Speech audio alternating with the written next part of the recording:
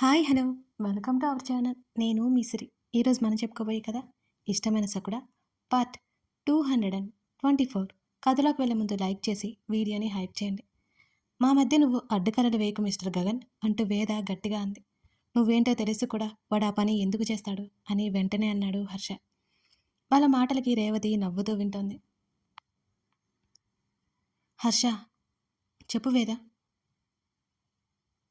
హే పొండి, మీతో నాకు మాటలేంటి అంటూ తల్లిదండ్రుల వైపు తిరిగింది వేద.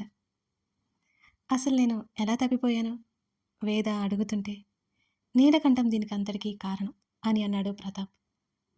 ఏంటి? హర్ష అదిరిపడ్డట్టు చూశాడు. అవును హర్ష, వేదని చిన్నప్పుడే కిడ్నాప్ చేసి ఎత్తుకెళ్ళిపోయాడు. అది కూడా మాకు ఇప్పుడే తెలుస్తుంది. వేద ఏమైందో అని మేము చాలా వెతికాం. రేవతి అయితే పిచ్చిదైపోయింది. వేద గురించి బాధపడిని రోజు లేదు. పోలీస్ కంప్లైంట్ చేసినా ఉపయోగం లేదు అని భారంగా చెప్పాడు ప్రతాప్. ఇప్పుడు మీరు చెప్పండి. మీ అందరికీ ఇద్దరికీ ముందే తెలుసు కదా, కానీ ఎలా? హర్షని గగని చూసింది వేద. ఆ తర్వాత మాట్లాడుకుందాంలే అంటూ ఆ టాపిక్ అక్కడితో ఆపేశాడు. రేవతి ఊరుకోకుండా మాలవికి కాల్ చేసి ధరణి వేద రేవతి గదిలో కూర్చొని మాలవికతో విషయమంతా చెప్పి మాట్లాడారు కాసేపు. వేద తన కోడలని తెలియగానే మాలవిక షాక్ అయిపోయింది. ఇది మీ మామయ్యకు తెలిస్తే ఎంత సంతోషపడతారో అన్నది మాలవిక సంబరంగా. వాళ్ళందరూ తన వాళ్ళని తెలుస్తుంటే ఏదైతే పిచ్చి హ్యాపీగా ఉంది వేదకి. ఇక నేను వంట చేస్తాను. రేవతి హడావుడిగా వెళ్ళబోతుంటే, అమ్మా మెల్లిగా, తొందర ఏం లేదు అన్నది వేద. వేద మాటలకి రేవతి అడుగులు ఆగిపోయాయి. అమ్మ అనే పిలుపు దగ్గర రేవతి మనసు ఆగిపోయి ఉప్పొంగుతోంది. సంతోషంతో వస్తున్న కన్నీళ్ళను కూడా బలవంతంగా ఆపేస్తూ, ఈరోజు నేను మీకోసం వండి పెడతాను అంటూ రేవతి వెనక్కి తిరిగి చూడకుండానే వెళ్ళిపోయింది. తన తల్లి ఫీలింగ్స్ ఏంటో ధరణికి అర్థమయ్యాయి. ధరణి చిన్నగా నవ్వుకుంది. మై డియర్ చిట్టి చెల్లి, నువ్వే నా చెల్లి అని తెలుస్తుంటే ఆ ఫీలింగ్ ఉంది చూసావు అని అంటూ ధరణి మడి చుట్టూ చేతులు వేసి ధరణి తలని తన వైపుకు లాక్కుంది వేద. అబ్బా వేద, మెల్లిగా. ఇంకా వేద ఏంటి వేద, అక్కని నేను నీకు వేద దబాయించింది. ఇప్పుడు అలా పిలవడం నా వల్ల కాదులే, కానీ మెల్లిగా నేర్చుకుంటాను అన్నది ధరణి నవ్వుతూ. పర్లేదు, సర్లే, ఏం చేద్దాం. ఏ రోజైనా చెల్లెళ్ళు అక్కని అక్క అని పిలిచిన పాపానే పోలేదు. పేర్లు పెట్టి పిలవడమే ఇర్రెస్పెక్టబుల్ సిస్టర్స్ అన్నది వేద. ధరణి హాయిగా నవ్వేసింది. ఇప్పుడు నువ్వు వేదవా మైథిలివా? ధరణి కళ్ళెగరేసింది. ఏమో, మీకు నచ్చినట్టు పిలవండి అని అంటూ అమ్మకి కాల్ చేస్తాను అంటూ జానకికి టక్కున వీడియో కాల్ చేసింది. వేద జానకితో జరిగిందంతా చెప్తుంటే జానకి కూడా ఆశ్చర్యపోయింది. ఆమె గొంతులో సంతోషంతో పాటు బాధ కూడా ఉంది. ఇన్ని రోజులు సొంతమని పెంచుకుంటున్న తన కూతురు తన సొంతం కాదు, తన వాళ్ళ దగ్గరికి వెళ్ళింది. కేశవ జానకి చాలాసేపు మాట్లాడారు. వచ్చాక అన్ని విషయాలు చెప్తాను అని కాల్ కట్ చేసింది వేద. వాళ్ళ గురించి ఆలోచిస్తోంది. ధరణి మౌనంగా ఉంది.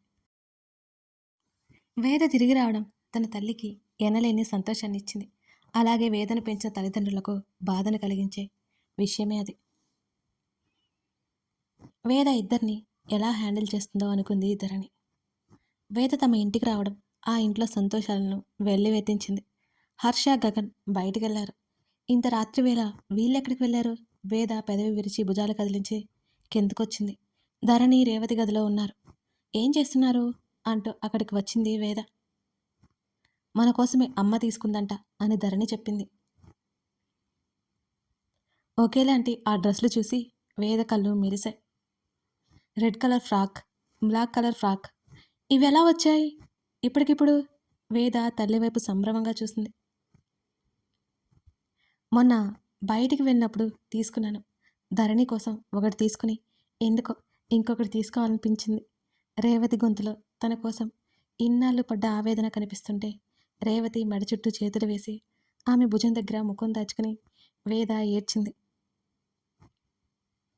వేద, ఏడవద్దు, ఈరోజు నీ బర్త్డే. వేద తల నిమురుతూ అంది రేవతి. వాళ్ళిద్దరి మాట వింటూ నవ్వుకుంటోంది ధరణి. రేవతి కళ్ళు తుడుచుకుని, ఇద్దరు ఇవి తీసుకుని రెడీ అవ్వండి అన్నది. ఎందుకు? తర్వాత చెప్తాను, ముందు రెడీ అవ్వండి అన్నది రేవతి. ధరణి బ్లాక్ ఉంది, రెడ్ ఉంది, నీకేం కావాలి? వేద అడుగుతుంటే, నీకు నచ్చింది నువ్వు తీసుకో, మిగతాది నేను తీసుకుంటాను అన్నది ధరణి. అంత త్యాగం చేయొద్దమ్మా, తల్లి బంగారం, చెల్లి బంగారం, పెద్దదాని కాబట్టి నా చిట్టి చెల్లి సంతోషం కోసం చూస్తాను నేను. చెప్పు నీకేది కావాలి అని డ్రామాటిక్గా అంది వేద. రేవతి గట్టిగా నవ్వేసి, సరే త్వరగా రెడీ అవ్వండి అని అంటూ పనమ్మాయి రావడంతో అక్కడి నుంచి వెళ్ళిపోయింది.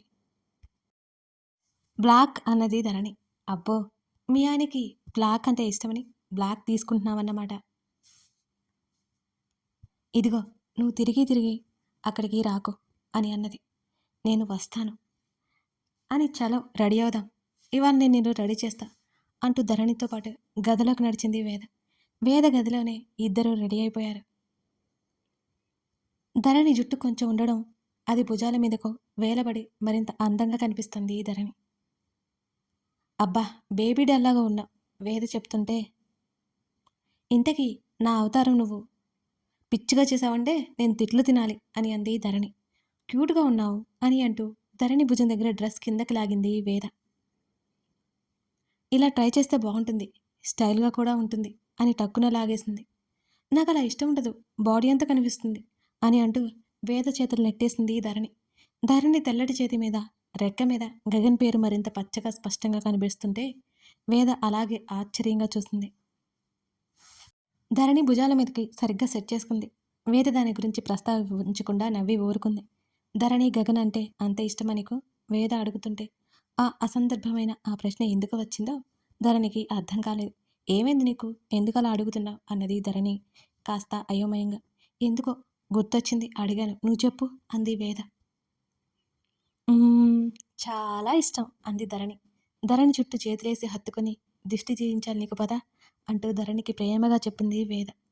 అలాంటివన్నీ పెట్టకో, అమ్మ వదలదు, నాకంత ఓపిక కూడా లేదు, ఇప్పటికే నువ్వు రెడీ చేసేసరికి నాకు నీరసం వచ్చింది, ఓపిక అంతా పోయింది అని అంటూ ధరణి నీరసంగా కూర్చుంది. రేవతి కాసేపటికి కూతుల దగ్గరికి వచ్చి ఇద్దరిని చూసి మురిసిపోయి ఇద్దరి చుట్టూ చేతులు తిప్పి మొటికలు విరిచింది. ప్రతాప్ కూడా అక్కడికి వచ్చి ఇద్దరి కూతులని ఫోటో తీసుకున్నాడు. వేద అందరినీ సెల్ఫీ తీసింది. ధరణి ముఖం తిప్పుకుంటున్నా వేద తిప్పుకోలేదు.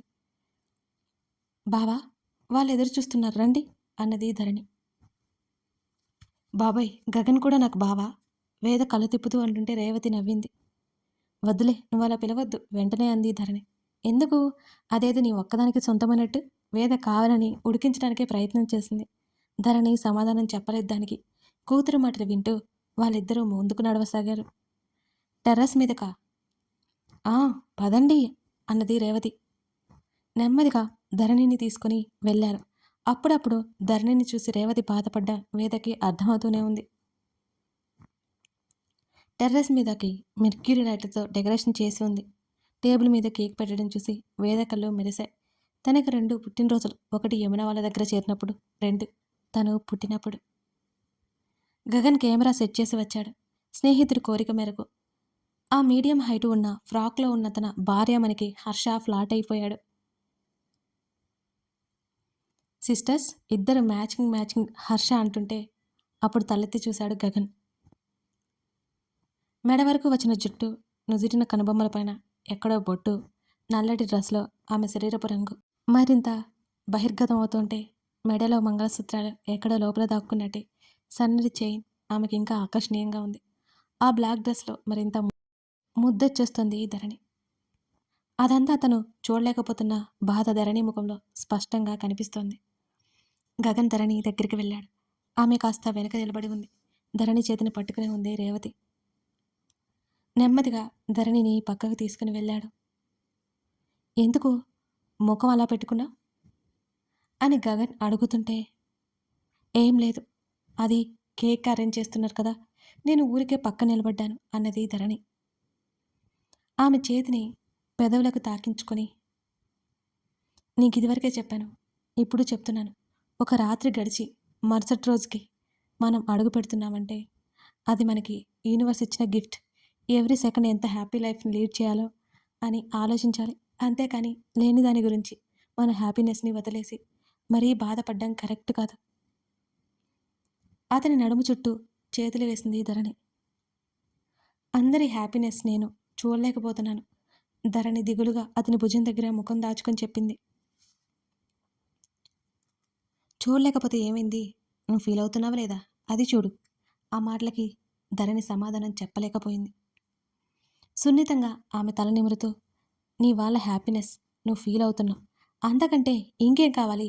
జరిగిన దాని గురించి ప్రతిసారి బాధపడ్డం కరెక్ట్ కాదు. వెళ్దామా అని అడిగాడు గగన్. అంది ధరణి. నీకిచ్చే మోటివేషన్లేవో బయట ఇచ్చాను అంటే ఇప్పటికే నేను ఫేమస్ అయిపోయేవాణ్ణి అని గగన్ అన్నాడు. ధరణి నవ్వింది. అవి నాకే, బయట వాళ్ళకి కాదు అన్నది ధరణి. ఆహా అని అన్నాడు. అంతే మరి. ఆమె మూడ్ సెట్ అయిపోయినట్టని అనిపిస్తుంటే తీసుకెళ్ళిపోయాడు అక్కడికి గగన్. మీ వాడి చేదేస్తాం కాకపోతే ఈ కేక్ కటింగ్స్ ఏంటో చిన్నపిల్లల అని గగన్ అన్నాడు. భార్య అంటే ప్రేమతో సర్ప్రైజ్ చేస్తున్నాడు. కావాలంటే నువ్వు కూడా మీ ఆవిడకిచ్చుకో, మా ఆయన్ని డిస్కరేజ్ చేయకు అన్నది వేద. నిజమే, పిచ్చి పీక్స్కి వెళ్తే ఇలానే ఉంటుంది అని గగన్ అంటుంటే, చిన్నప్పుడు అమ్మమ్మ అంటూ ఉండేది, వేద పుట్టినప్పుడు గగన్కి వేదకి పెళ్లి చేద్దామని. అలా అయితే రోజు మీ ఇద్దరికి గొడవే అని రేవతి నవ్వింది. ఆ మాటలకి ధరణి కనుబొమ్మలు ముడుచుకుపోయాయి. కింద పెదవి ముందుకొచ్చింది. అంత పని చేయలేదు, లేకపోతే మావాడు అన్యాయమైపోతాడు అని అంటూ హర్ష వైపు జాలిగా చూసింది వేద. మీ ఇద్దరూ కలిసి పెరిగినంత మాత్రాన గగన్కి నువ్వు ఎప్పుడు ఫ్రెండ్వే. పోయి రాక్షసిని చేసుకోవాలని చూస్తూ చూస్తూ ఎవరనుకుంటారు చెప్పు? నేనంటే బుక్ అయిపోయాను అని హర్ష మాటలకి వేద గుర్రుగా చూసింది. కాబట్టి అప్పుడు కూడా ధరణిని పెళ్లి చేసుకునేవాడు అని అన్నాడు హర్ష ఆమె చేతికి చాకందిస్తూ. మీరు తర్వాత కొట్టుకుందరు, కేక్ కట్ చేయ వేద అని ప్రతాప్ అన్నాడు. వేద చేతిని పట్టుకుని హర్ష కేక్ కట్ చేసి ఆమె నోట్లో పెట్టేశాడు. హ్యాపీ బర్త్డే టు యూ అందరూ చెప్తుంటే వేద తెగ ఎక్సైట్ అయిపోయింది. ఒకరి వెంట ఒకరు ఆమె నోట్లో కేక్ పెట్టేగా వేద చెంపలకి రాసేసి గబుక్కున గగన్ వెనక పరిగెత్తింది ధరణి. హే ధరణి, కష్టపడి రెడీ అయిపోయాను, ఇది అన్యాయం. వేద ఏడుస్తూ ఏడుపు మొహం వేసి చూసింది. ధరణి నవ్వేస్తూ గగన్ వెనకాలే దాక్కుంది వేదకి చిక్కకుండా. ఒక పెద్ద పీస్ తీసి వేద నోట్లో కుక్కేశాడు గగన్. వారందరి నవ్వులను ఆ కెమెరా మరోవైపు రికార్డ్ చేస్తూనే ఉంది. కథ కొనసాగుతోంది. కథ నచ్చితే లైక్ చేసి కామెంట్ చేయండి. అలాగే ఈ స్టోరీకి ఎండింగ్ అంటే కొన్ని ఎలిమెంట్స్ ఉన్నాయి, ఇంకా కొన్ని చిన్న సస్పెన్స్ ఉన్నాయి, ఆ తర్వాత మన ధరణి గగన్ మూమెంట్స్ ఉన్నాయి. ఇవన్నీ రాయాలి కదా. మ్యాక్సిమం త్వరలోనే ఎండ్ అయిపోతుంది, బట్ కొంచెం టైం పడుతుంది. ఓకేనా? Thank you.